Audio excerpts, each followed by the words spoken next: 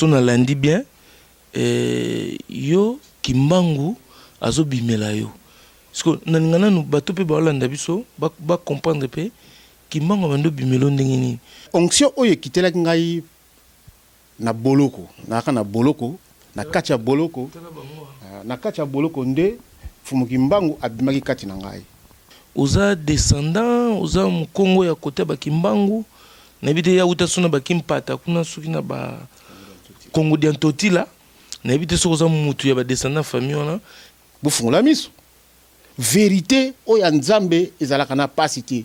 Dieu n'est pas Dieu de souffrance. Nzambe azali nzambe ya bisengo oyoko boatu edindi bato bazako kene pèlerinage badindi est-ce que nzambe azawana okoyoka église mo bazako kene na base ba ko sambela o kamne baluki bato bakufi est-ce que nzambe azawana donc vérité ezali nzambe tango atinda ka ba basali na ye basungi na ye ba prophète na ye atindela ka biso mfumu kimbangu. Jésus il est venu pour les blancs pour que Jésus est Dieu mutakobeta libako yoka au nom de Jésus et le bamaraté mais babi ke kombo wana e bikisi ba maladie kombo wana e pesi ba voyage kombo wana e pesi ba baso bazako botate bana. Jésus n'est pas venu pour nous, il est venu pour alors bango yemoko Jésus est venu sauver les enfants d'Israël ayaka pona moyindo te pour ceux qui potali na kati ya groupe ya Jésus tango Jésus azali côté ya mais il y avait des noirs est-ce que kotangela ngai mutu moko yo yebi azali disciple de Jésus azaki mwindo mais ce qu'on n'a rien à ébélé mo kimbangu oya to oyate papa na koyebisa yo ha moto moko akoya lisusu azate omoni croyance oyo bakotisa biso na bato bazalaki na kondima na Jésus que Jésus est Dieu bakotisa biso papa so na biso ke lolo yate paradis yate paradis yate omona minute to fani ngano to solo to sekati c'est ça le paradis. Zwanga bien votre émission de Nebi Sarabino masolo ya kati masolo e bon maman na kunda ndena lobara toujours sauce à la poulanganda babi chaud dedans chaud dehors chaud partout mais chaud partout ya lelo na kati ya favelas ezanini na yeko kutana na ndeba lobara ancien des nord donc moi na poto akala ba vielu mais solo na yeko lukae na yeko lukete pona mingi boye bezara soto ye tout mutu mo musicien o politicien o ye sapeur o ye milliardaire mais ye ezake azako mona bato akala nyonso oyo ya ba spirituel ya bible bazo bimela ye ko bandana ba Moïse na bita Abraham peso amona de Abraham azoye bana tata na Jésus amona kiye a libéra Moïse na prison et puis à mona masolo ya Simon Kimbangu à comprendre et pas wapi congolais à sera guerre yango tozo souffrir lelo yango tozo na ba mort partout yango congolais zo beta en Afrique du Sud yango congolais zo nyoka na poto mais yango zonga bien to lobaki photo to yambaye pour afungola so vérité et puis secret ya masolo ya zanango mais muto nazo yamba lelo o baebi o pe baebi te bo découvrir c'est Shanga Banzutu kimbangiste modéré bon on a ba kombo na ba titre na mais Shanga Banzutu aye na makambo yo ebombana na personne. Bonsoir Shanga Banzutu. Bonsoir Papa Nos. Zangai Shanga Banzutu na sepeli mingi komona yo koyamba yo franchement ezalaki vraiment souvenir nga omoni mokano nzambe eloko nyonso ya nzambe ata ebomba makinde nkaka yo lobisuka nango ebimaka kaka vraiment na sepeli mingi na koyamba yo mais pona ko banda émission oyo nalingi to sala na moi prière po nyonso esalami kati nesika oyo lelo eza volonté na biso te mais volonté ya nzambe na yango to remercier na nzambe na ndenga sangisi biso poto kwa kokumisa ye pe to yebisa na ba oyo ba yebi te ba yeba pour vérité zali to landa bon to sala prière yawe nzambe tata mozasi aliko na se to tikinyo sala maboko na yo so to kutani kati nesika oyo ezali volonté na yo papa to kumisi yo pe to beleli kombo na yo po za nzambe yo muto lingaki to kutala kati nesika oyo yango lelo to telemeli yango tika tenkolo oyo nyonso ko sola makati nesika oyo nyonso ko loba makati nesika oyo ezala na pouvoir na yo pamba te biso za biloko pamba mais nkolo pesa pe mingi fungula mingi toza na tango ya kotanga Bible te po yo lobi ete mwana na Nzambe oyo sili ko pona oyo tindi opesi onction na yo azana tina ya kotanga Bible te pamba te ngana kota classe ya Bible te ngana kota classe ya makambo Nzambe te mais za onction na yo Nzambe yango nde kitikati na ngai pote na lobela yo na yango to ko remercier na ndenge kuti biso kati nisika o tikati kimia na yo ezala kati na biso pe na bandeko nyonso oyo baza musika pe na oyo bakoyoka biso lisolo oyo et toucher moko na moko et pesa moko na moko sagesse courage pote to koka koyeba ete fumuki mbangu azali moko oyo Nzambe asili kotinda kati na biso na kombo na yo amen. Nabi soki na ndenge na solo na déjà moi vite fait so na landi bien yo kimbangu azobimela yo parce que na ngana no bato pe ba landa biso ba comprendre pe kimbangu bando bimelo ndenge nini oza descendant oza mkongo ya côté ba kimbangu na bité ya uta sona ba kimpata kuna soki na ba Congo diantotila na bité so oza mutu ya ba descendant famille wana et puis expliquer dans le public et bandi boni yo mona ba kimbangu na ba Moïse il kamongo uchu wapi. Bon, ngai pe ce que tu dis bien na ligne chrétien, na botama chrétien. Mais au moins ba circonstance ya vie, yango etindi lelo oyo na sola mara makimbangu. Et onction oyo kitela ngai na boloko, na boloko, na kacha boloko. Na kacha boloko nde fumukimbangu abimaki kati na ngai. Donc j'avais libéré quelqu'un na kacha boloko, tant on a libéré kaka photo moko etalaka na boloko ya Moïse ya Pharaon.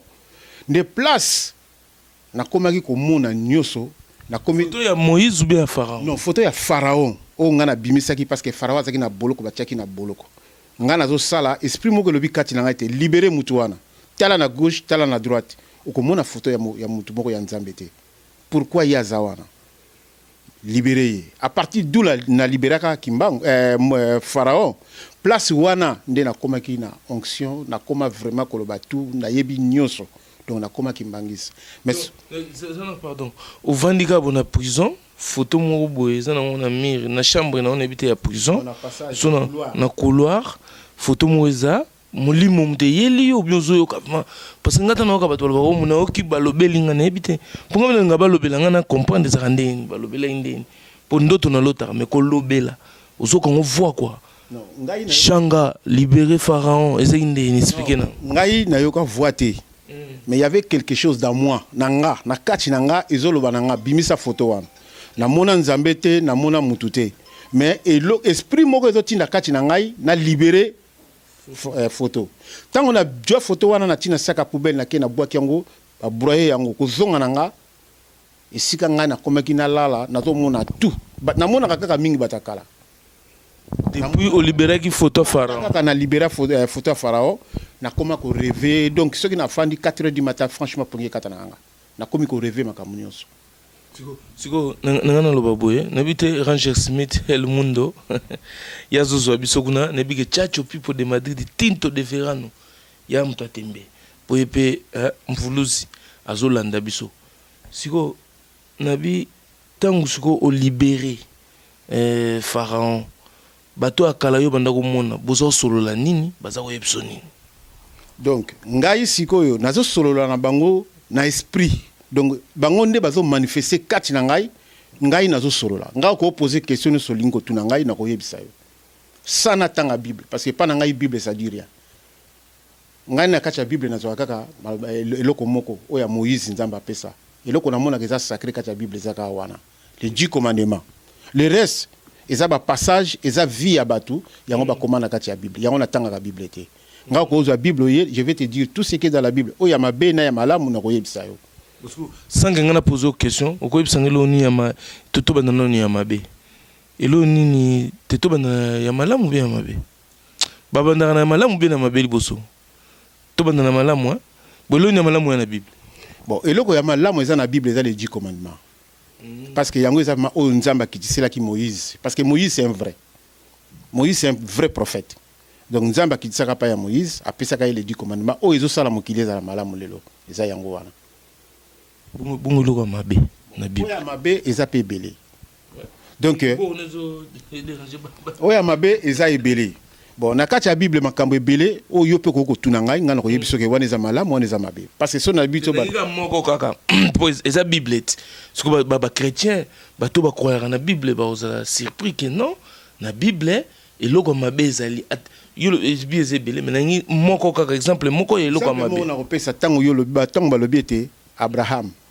Abraham azali koko na biso. Ali le père de la nation. Et pas dans la vérité. Abraham a père de la nation. Parce que Abraham, tango azalaka na mukili, azalaka na bana mibale.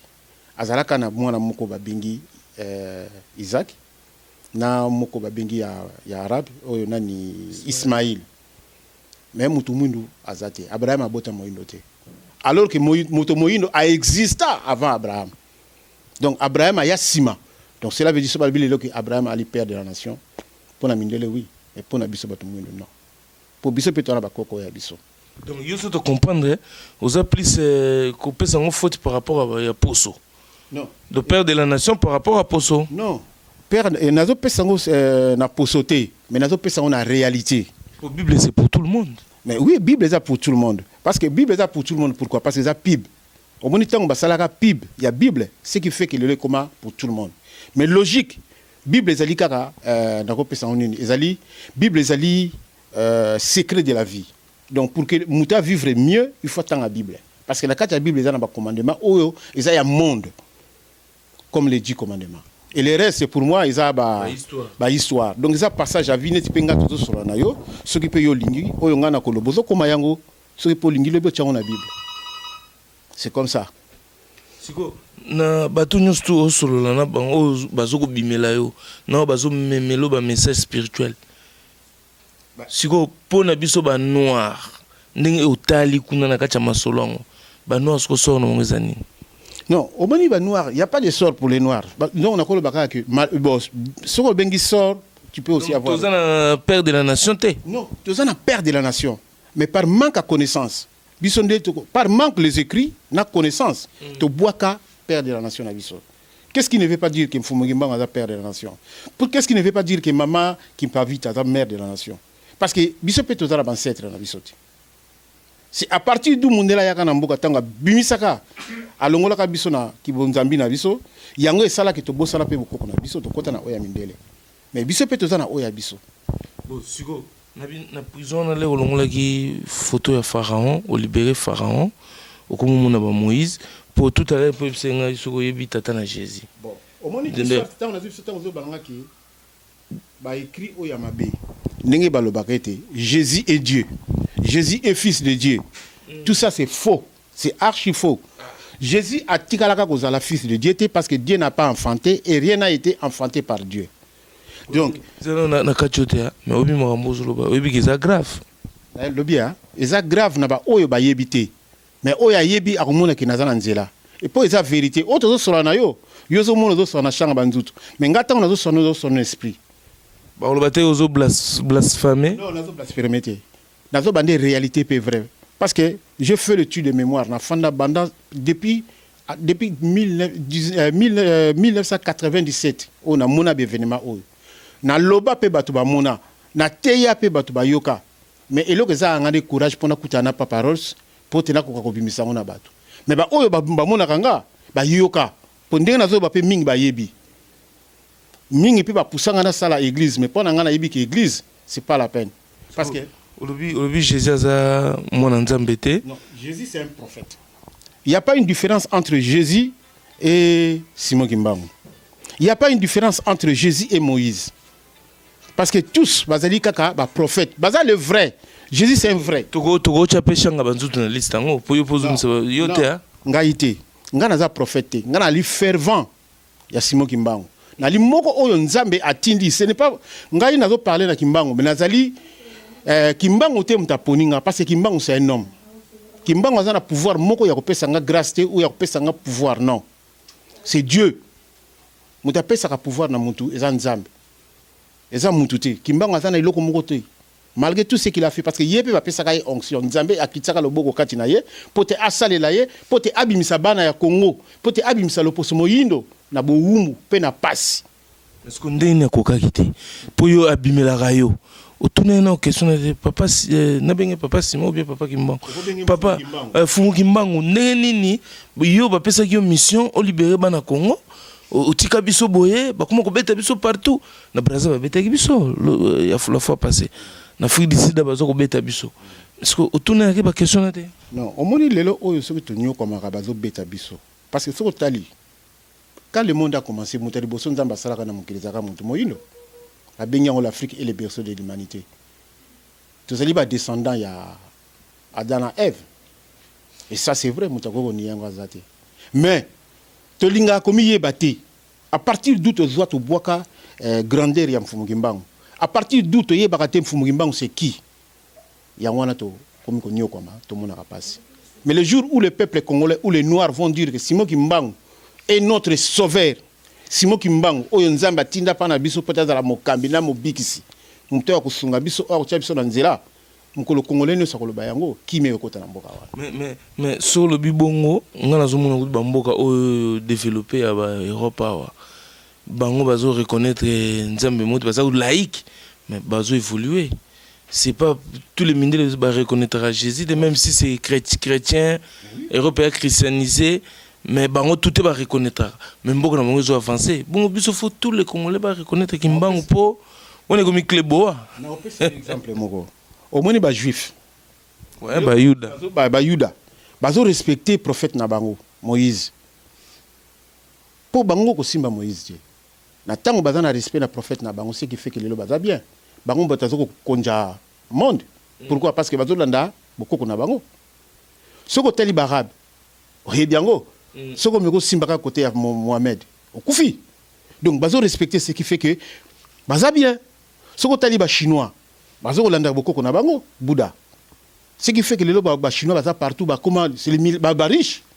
Mais biso to tondi bo mengo na mboka na biso koleka ba chinois koleka tout le monde parce que le Congo fait le monde. Oyo tozana na mboka ya biso monde eza na posa nango. Mais biso moko tozana de côté. Pourquoi? Parce que tout le monde reconnaître le Kimbangu te. Tout ça le quoi ba juif, tout ça le quoi ba musulman, tout ça le quoi ba chinois. Tu reconnais Mfumu Kimbangu étant notre prophète. Ils ont petit, ils ont rien. Donc pour nous clé il y a Congolobi et Bunga, Congolobi est développé, Congolobi est kotakimia. Il faut te reconnaître, il faut te reconnaître non Kimbangu. Simon Kimbangu étant notre prophète. Et puis tu le bigarate que tu reconnaître Simon Kimbangu parce que Simon Kimbangu c'est un homme. Mais tu reconnaitre Dieu. Donc, que Simon Kimbangu, donc, tu reconnais Dieu par Simon Kimbangu, on a voyé Simon Kimbangu. Comme juif, il va reconnaître Dieu par Moïse. C'est comme Barab, il va reconnaître Dieu par Mohamed. Mais Simon Kimbangu a tika l'église na épée, il va reconnaître les Kimbanguistes, basana bakamba, basala bakongolais ba yebiango, ba faire blanc, ba lataka ba bloc belé. On a tout ça mascarade. On a tout ça mascarade. Au moins, ce que tu l'as dit bien, oh, bah, baby sivement, comme yam Mfumu Kimbangu, et ça va oh yozo tanga wala, bankamba bani. Bangonde mutu ba baby si comme yam Mfumu Kimbangu, parce que tant que Mfumu Kimbangu ba kufi, atika ka église te, tant que Mfumu Kimbangu azalaka na ba disciple na ye, quand même. Boye biango histoire de Salamaka na kisasa na tanga mpadi. Mutu ne soye biango, mo ba ningisa kamboka tanga ba bomaka bango. Pourquoi ils sont morts? Batuana basalela Mfumu Kimbangu te. Batuana balobela Mfumu Kimbangu te. Yango ngana zoko mbengama Kimbangu c'est modéré. Donc ba Kimbangu so bana kinyo na basalela bula Kimbangu te bana bulu. D'après ngai bango ba mona kambongo na bango. Basalela mbongo. Ba mona kambongo parce que lelo soto la ndiango bien. La prophétie de Dieu n'est pas héréditaire. Nzambe ne mutapona ka mutu oya ko salela ye. Ezali mutute Mfumu Kimbangu akiko lobate ke de quoi Mfumu Kimbangu akufi mwana na koma prophète. Non, Mfumu Kimbangu azana pouvoir wana te. Mutu azana na pouvoir oya kitisaka eloko babengi onction, c'est Dieu. Nzambe ne mutako pona lobi bon bana lelo pa paroles okomi mvuluzi. Mais moto na musuni azana pouvoir te po akokufa. Siko bango bato na musuni ko bazaka pe ba puissance so ba checker yo ba biga non wana azaneka mutumo donc Kimbangu ko solo na été mambozo loba omona été ayel bango ba douter pour bango ba mieux placé ba ko pe ko douter mambozo loba ba mais wana c'est quoi ça? non bakoki ko douter olbino ya solo bakoki ko douter po bango moko nde bazana bozangi parce que ceux qui bayibi mfumu kimbangu bako douter te parce que vérité za yango wana ngana tuna message ni kimbangu atindeli ba congolais non duko yozo solo la nayi to mekata koyeba non message ya kimbangu eza nini message ya kimbangu ezali amour message ya kimbangu eza nini message ya kimbangu eza to sinur to zala bomoko to banga mboka to banga muninga to s'aimer to lingana aimons nous les uns les autres ceux qui les congolais ne sont lingine kona parce que biso ba congolais to lingana raté biso ba congolais to vivre na haine et le kona photo bois kango to za kimbangu to telemseli boso parce que yem ta lim vuluzi yem ta mosungi yem ta mokam c'est notre représentant devant Dieu c'est comme ma chrétien le représentant la bango c'est Jésus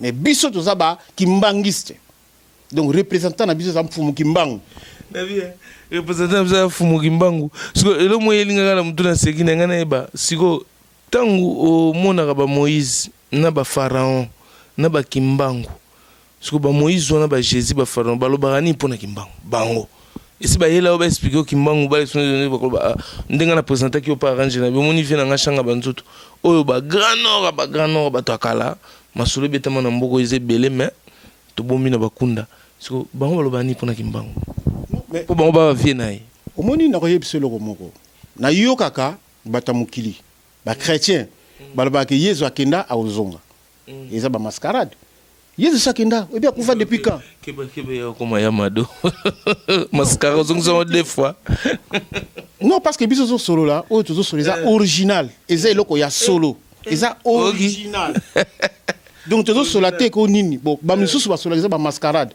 mais oyo ngana zo ba eza original donc nazo zonga na bokoko na ngai po nzamba pesa ngai nyoso eloko neso ebengami ya nzambe epesa capacité nzamba za mawati nzamba za souffrance ti parce que si on a landi lelo na ba église na biso ba kimbangi c'est même ba catholique ba église ebelo to momo na ba secte et salami oyoka organisation mo bazo kene soki place nini oyoko boatu et dindi bato bazako kene pèlerinage ba dindi est-ce que nzamba za wana oyoka église mo bazako kene na base ba ko sambela o kamne baluki bato bakufi est-ce que nzamba za wana ah mais quand même bo fungola miso bande konanga bo fungola miso vérité o ya nzambe ezalaka na pasité Dieu n'est pas Dieu de souffrance nzamba zali nzambe ya bisengo yango mona ngai ngala alia na ibina capacité naza riche j'ai rien mais je manque de rien ngami ko nso mona ngo soko moni nga olubika ay tato ya za kitoko donc plein à plein kitoko mais naza na mbongo te na ndeni changa technique on a rien mais on a bien naza bien kondima pongo na chepe na occuper rien mais ezali kondima na tango ozo ndima la mvuluzi na yo na tango ozo ndima na muto yo nzambe atindi kati na yo eza lokola mwana oyo azobanga tata na ye mwana wana kolaka kitoko mais mwana oyo abanga tata te mwana ndimela tata te akolaka bien te soko landi logique eza ndenge moko pe na mfumu kimbangu siko niveau mambo ekomi to sa nini po to capter que photo za la simasimu ya papa kimbangu mfumu kimbangu pour que to koka kotombola Congo to libérer Congo na place où tous allez tout ça n'est pas tout le cas solution na ba forme toi même spirituel c'est toujours bien il y a on a okagi changa banzuto na ba prophétie ba na habité sona benga ba prophétie aza ko mona makambo aza na ba message ya kimbangu pour na opesa na peuple congolais pourquoi pas el mundo hein la negrita mondolendele to me robeta so to koma kuna po to yeba ezanini peut-être solution za kuna tout ça ce qu'on est solution eza moko solution zo senga na biso ba peuple congolais to sangana biso ne to zala la bomoko to tika banzambe ya banzambe na ko pesa exemple église wana to ekufa na ko pesa exemple moko lelo oyo ngana koma ko yoka o nzambe ya intel mais nzambe muto azalaka te lelo oyo nzamba pas paroles te nzamba pas paroles azate nzamba la negrita azate nzamba ranger azate nzamba shanga banzutu azate nzambe ya mère na biso azate azate nzambe aza moko nzambe aza mibale te nzambe aza moko et puis nzambe atikalaka kozala na mosunité neti biso nzambe azate o peut-être afandaka liaka kwanga non Jésus ali mapa na mbisi soki lelo oyo nazo boudé était ngana bien prophète. Mais sur il est là a commis nzambe na ko kamwa. Pourquoi? Parce qu'il avait une chair. Azaki na posoloko la yo. Nzambe cause na posoté. Qu'est-ce qui ne veut pas dire que peut-être nzambe a nzete? Qu'est-ce qui ne veut pas dire? Parce que nzambe balobi na Bible que alobaki boye faisons l'homme à notre image, parce qu'au commencement c'était la parole. Donc mutabima na image nzambe, donc nzambe cause a neti nga bo moi mobali. Na image nzambe. Kasinga. Neti nga. Neti yo. Non. Nzambe cause na image à l'homme te. Nzambe azali, mais oui, nzambe aza nzambe, nzambe aza esprit. Akotika ka cause un esprit ya mutu te non nzota mutu non. Nzambe aza esprit. Oh nyonso bazo ganga, oh Dieu de tel, oh Dieu beau, tout ça c'est des mensonges. C'est n'importe quoi, c'est une façon de retirer l'argent aux autres. Nzambe aza esprit. Nzambe na biso azali nzambe ya Adam na Ève. Dieu n'a pas créé l'homme. Dieu il a créé que Adam et Ève. Biso toza ba descendant ya Adam na Ève. Na ka mo galer mo soki ba bato lo tata la biso. Mais non, Dieu n'est pas notre père. Non. Tu au bout de la prière, notre Père, notre Père qui est aux cieux, que ton nom soit sanctifié, que ta règne vienne, que ta volonté soit faite. Au bout d'un moment. Non, non, non, na boudé prière voilà ti. Ils appellent le kolanga tout à l'heure avant la bande na na sala ki prière. Ah, mais na lobby hein, Yesu tanga sala ka prière na ye. A sala ki ngona lo lenge na ye. Parce que ça prière fait par Jésus. Ngana ko copier prière voilà ti. Ngana ko sambela te ki na sambela notre Père qui est au ciel. Dieu n'est pas au ciel en plus. Qui t'a dit que Dieu est au ciel? Nana ibiso ke nzamba za na likolo. Nzamba za biso ne to fandi awana yo, azakati na biso. Dieu il est là où ses enfants sont. Nzamba tika kabana na yete. Azape ndiro to tambula. Na kati no ndengo za soti ha. Oye bimi c'est Dieu. Ah. Mais oui. Vous pepe wana yo bimi si yango na nzambe. Mais oui, Dieu c'est l'esprit. Parce qu'on a bien changa banzutu na ndenga mabete. Mais ils ont un retard. Bato na tout ba comme dans avance. Bazana ba public ebele bana ba fanatique. O balandara bango ba yebi que Jésus est Dieu. Ba alléluia ba makambo ebele na ba kimbangiso ba bulaka ma yankamba soka simbika ka boy bon. Siko yo na retard ozana. Comment tu vas faire pour que au côté sa message oyo. Ozo konto sala ngoni. Pour message non et comment y a un siècle belé en retard. Comment ça là? Balobi, hein, on commence par le plus petit pour aboutir au plus grand. Donc il y a mon qui est même il y a mon qui mais comme à mon aile.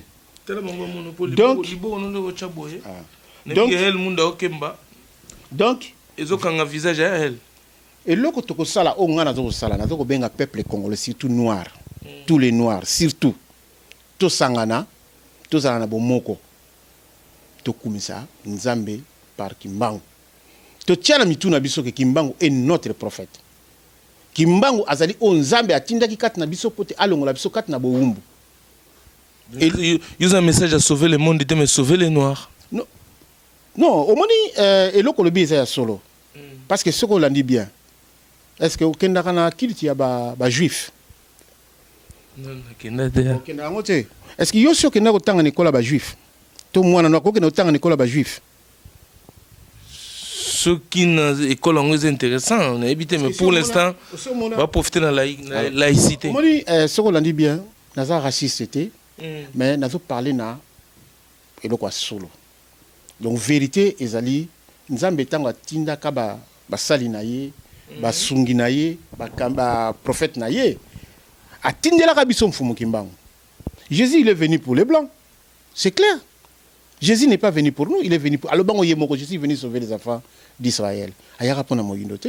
Pour ceux qui potali na kati ya groupe ya Jésus, tango Jésus à côté mais il y avait des noirs. Est-ce que quand ngai mutu moko yebi azali disciple de Jésus azaki mwindo?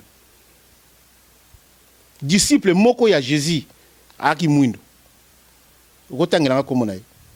Donc changa banzutu mo azaki parmi les disciples ou mutona ni bakomo moni te bajara bambata siala ou bakomo moni ti bachanza mulu bazalaki te.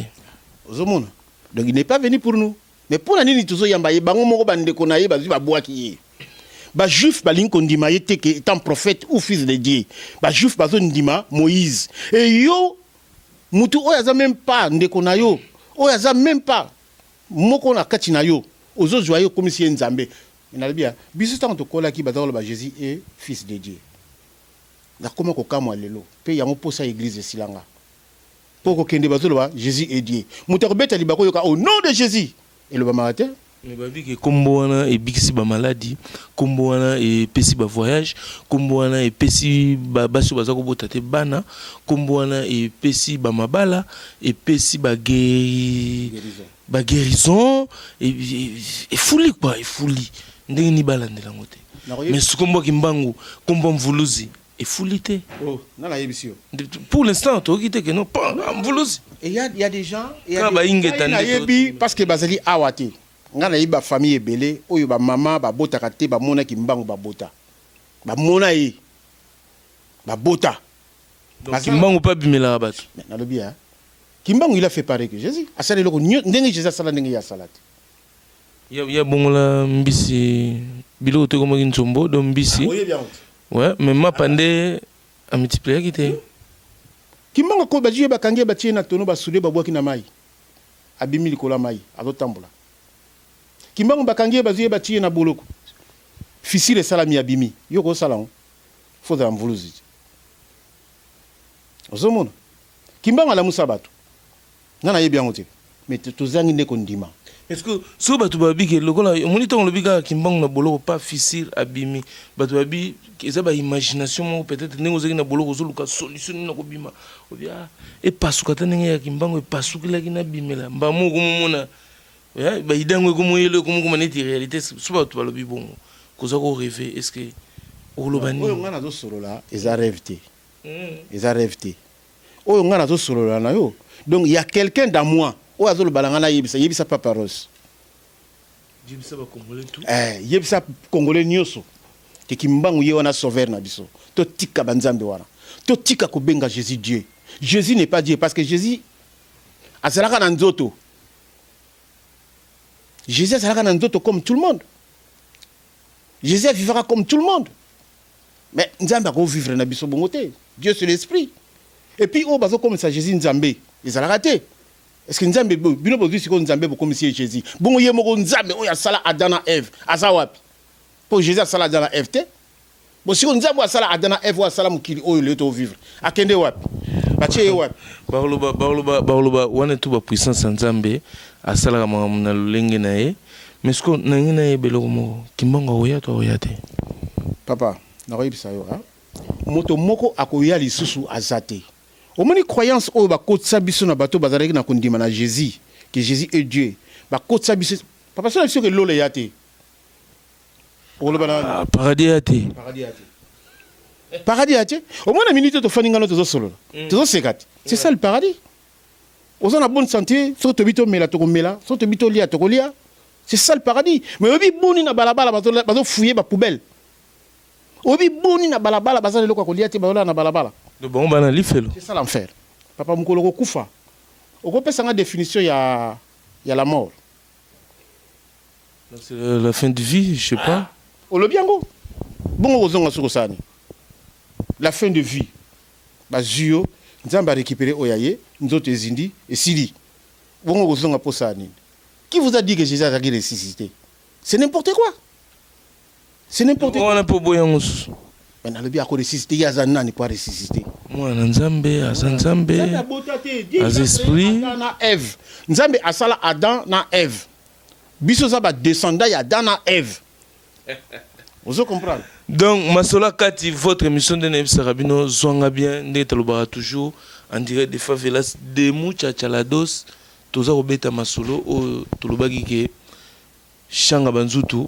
Zana ba message ya opesa bino nasi bozoka ba message yango donc na opesa kana na bambote na Congo France Junior Bukasa na Suède to apela ba mama Suède ba liawa Odette la suédoise azana bisowa donc Junior Bukasa kuna na Suède Prince Monzale Rigo Mambasa na pesi bino bambote na kacha Suède masola mvuluzi yango eza ko betama Obalobara a bon attendeur sali mais biso to yaki pena poto yo kana yemo shanga banzutu qu'est-ce qu'ils pensent na ba obi ke mo pinga pour nous a perdu na so bitumbo koti yo motongo o senti bitumbo o longa ngo bien o so que ça au prêcher dans les déserts yo mo zo senti na seki yo parce que au moment loko ngana do sala c'est une force au moment balobaka ko o ya nzambe za malemi nebi obi lelo to mona ba nzambe kili okelelo pa mona ba salisi obigi est-ce que toi tu crois à ça au moment où na l'église na bia biso tant to kola to za malata okende wat na hôpital OK na hôpital pour obigi kaka na kati ya bible balobi nini ya nzambe e yaka malembe oyo yaka mbango ya nani ya satana abongo yo kesi ko na l'église hein ozana mbasu aucune église ba simbio lokolo ba mbasu esili sur place obengo ya nani miracle nzambe yo peut-être poser un peu forcer ba miracle bon yo besoin un peu pasteur te yo zana ba message ka ozo ngai miracle oyanga ezandenge nini si y a quelqu'un qui est malade aye epananga to kusambele longo okoya pananga te po fuka milanga yi non donc oso sambela pe mutu pa moni pe guérison na ucho sambela ka moko kala mingi ati azaki na ba fièvre na abeluki oui obi ke na ebite yo eza olingo fungola kope moko oyo yambaka bato obikisaka bango eza nini po kala te tokoyoko c'est l'église mobo ya papa mbikudi veshanga banzuta koma papa mbikudi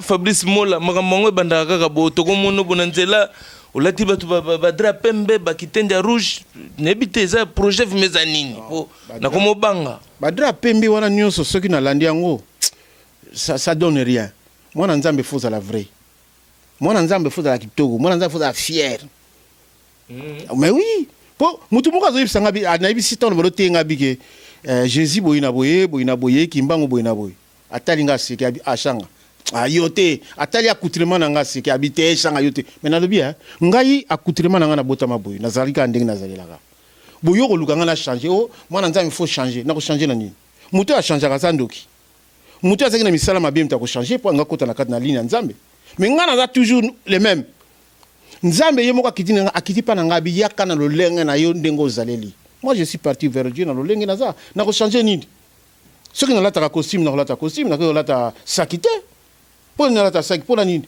po bato balo bakia mwenenga komi salita komi mutu na nzambe ko na mvuluzi non mwana nzambe tala nzambe za bon nzambe Dieu n'est pas l'homme vous comprenez po babilo ko ne sokuta na mukiliza ya nzambe eloko ya mutu ezate oyo ezo salama eza nzambe nde mutu azo ko inspirer yango na bato eza lokola ngali na za inspirer na yibiso makambo na zoloba masolo eza mulai ezebele na sentir masolo eza mulai ndenge yo mo lobi mais na ebite soko koza na message mouvement clé o bato nyonso baolanda biso na minute oyo bakokanga ovement je sais pas oyo ezobouir na kati na oko ozamana susike non suna bisi bango eloko oyo ça ouais ils vont les retenir eza nini nga na kosenga na peuple nyonso surtout moyindo nga nazo ko insister na moyindo parce que soko tali mokili mobimba mutu azo souffrir le quoi moyindo azate soko tali mboka oyo eza lelo eza dominé l'homme dominé c'est l'homme noir pourquoi parce que l'homme noir azana prophétité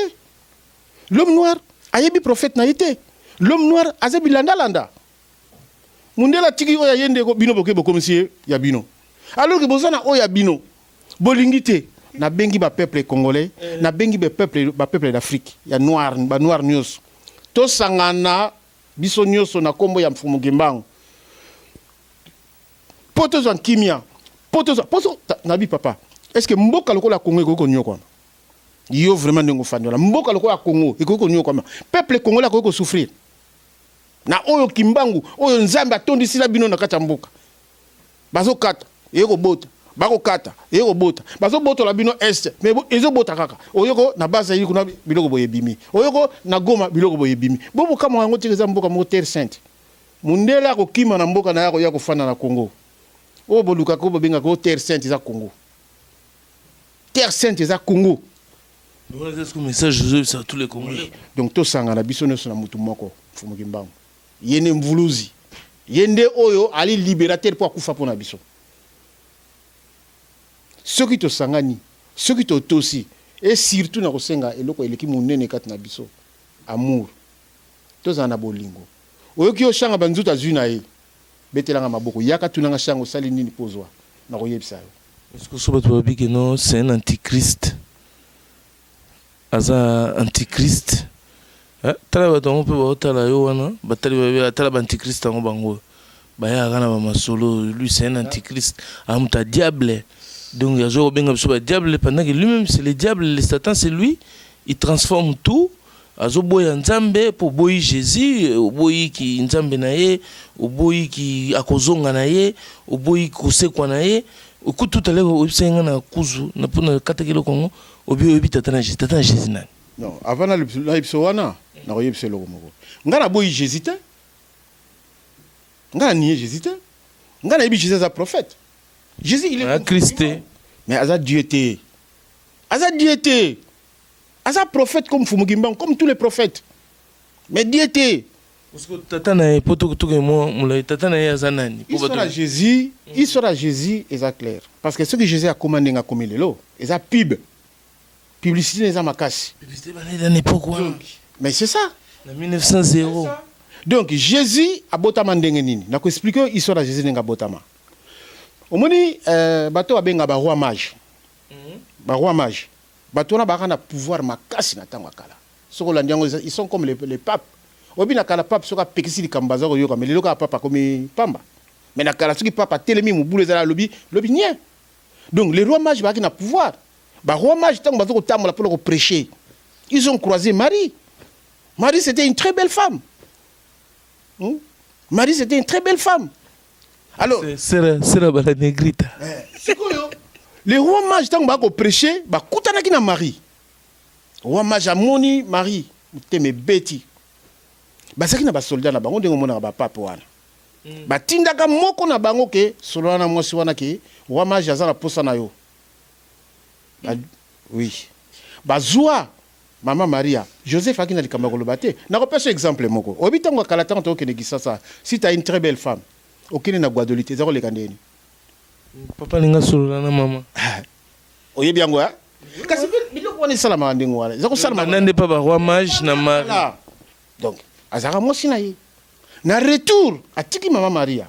Bango baleki nzela. Maman Maria patikala ki atika ko ya na zemi. Akoyi na zemi.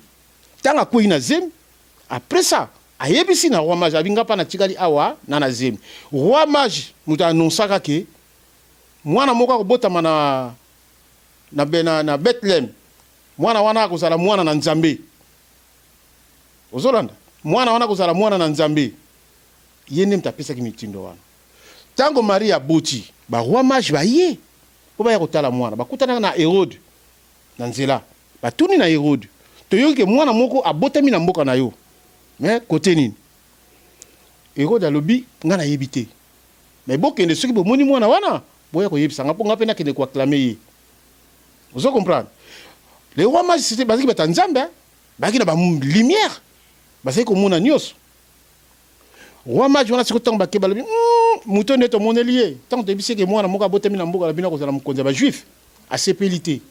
Alors, si tu as dit que tu as zonga, tu as arboma mwana wana. Allez, ba roi mage ba kena bango, ba ibisi Joseph kimisa mwana. Nani Hérode pas tikala ka zeli amona bango ba yarate. Asala kini. Asala kani. Abomisa tous les bana nyoso ba botamaki na Jésus ba kufaka. Est-ce que na la bien to sola kitoko. Vraiment. Obi douleur ba mama na bazalaka nango ba boti bana bango ba kufaka. Oh, Hérode abomaka. Et puis douleur ba mana ba kanango. Ba kufaka pona Jésus. Alors tout ce qui est de Dieu, ils a souffrance. En plus ba na ba décapita ki bango. Ba boma ki bango. Ba ki égorgé. Alors, siko tala kaka yo Nzambe. Oko ko bongo la mai na vino. Oko ko bongo la te ke o changer esprit à Hérode pour asimba bana wana te. Bana batu ba kufa ebele na komba Jésus. Poni le po Jésus za la le roi ya mokili. Hérode a séparé la honte. Ndepso benga pib yango wa. Ezaki pib. Comme ça nous amène avec sa puissance na. Mais non, au moni ba puissance ça sorte na sorte parce que Jésus il avait l'onction de Dieu. Jésus a comme qui Dieu qui onction de Dieu comment. Jésus t'a makoli. Akene ko fana pa tata na ye. Le roi mage. Ayekoli Bible. Atanga ayekoli Bible siri akomi mire na Bible. Azongi. Et pas yakutana na ndeko no ya tekaka ya bomisaka yona. Jésus n'a pas travaillé pour Dieu longtemps. À cela, il y a 3 ans, ok, Nzamba lobi. Na tindi yo mwana muke kozonga pa nanga mwana muke. Mutu nyonso akufa na âge moko mature. Il n'est pas dit. Ils ont rien Nzamba te. Ils ont rien Nzamba te. Soko moni na kati mutu akufi 30 ans, 40 ans. Michael Jackson, mais oui, bien, il a touché. Bob Marley. Ils ont touché n'importe quoi. Pour Simba Biloko mystique. Simba Biloko mystique. Nzamba dit, Nzamba peut ça montrer sa puissance. Nzamba peut ça montrer sa chance. Tango zo bota mana di buma mama Nzamba bi yango wana. Soko tamboli solo, okozwape solo. Soko tamboli na buzoba, okozwape buzoba. Omoni batu balaba ko Nzamba Dieu ne maudit pas. Dieu ne maudit pas. Nzambe azan Nzambe. Nzambe a fait ça honneur dans tout le monde. Nzambe a fait ça bonheur dans tout le monde.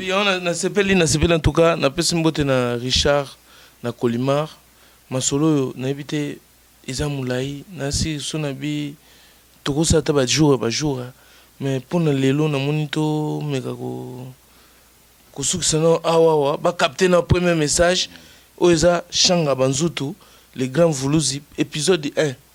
Na kachango lelo po to sa épisode 2 épisode 3 pour niveau bas vérité ça na musu do no solo la ti lobby mais na ngai lelo loko na épisode 1 to kata wa to kende message ni noko ça tout comme ça ba ke Shanga nous a dit ça moi message à souka to si ça pena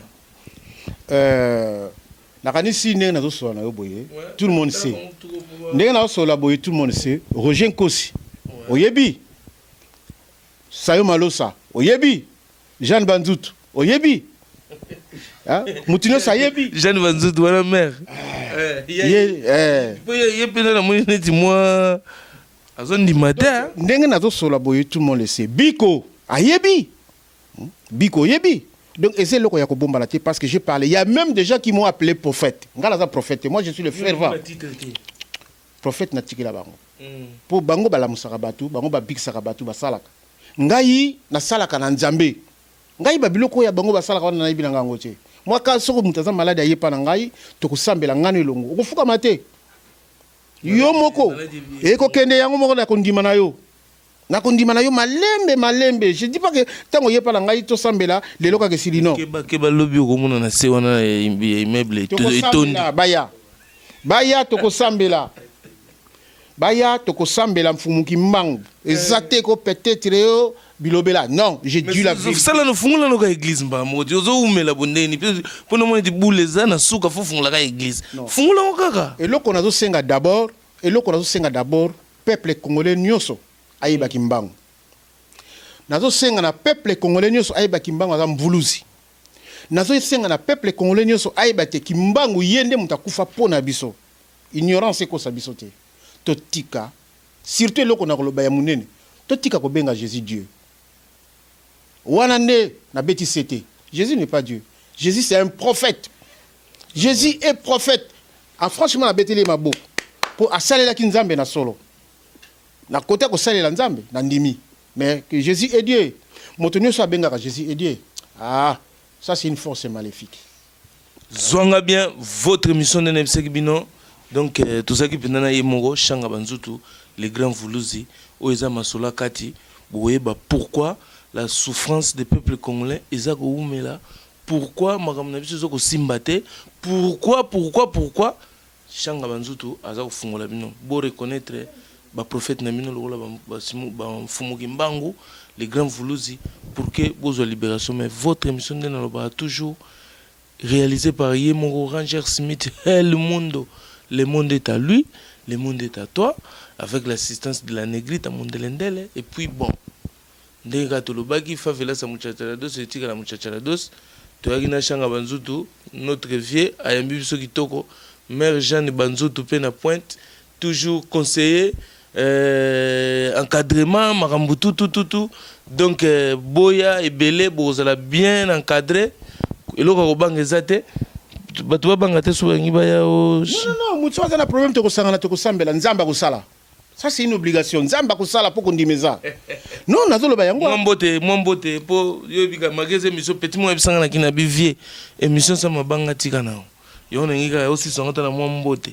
Bon, nazo pesa mbote mingi na richesse kapi mokonzi ya Essonne. Nazo pesa mbote na batu nyonso bayebinga baza ebele donc tala kaka naza mana taya kotanga bakombo mingi te. Na pesi mbote na Dudu, na pesi mbote mingi na Yuyu. Na Yuyu surtout Fabrice Mola.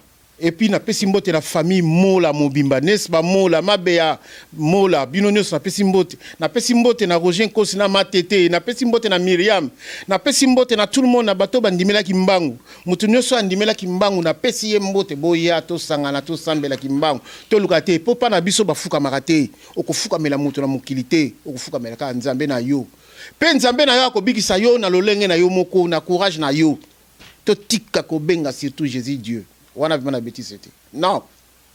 Allez, check. À suivre.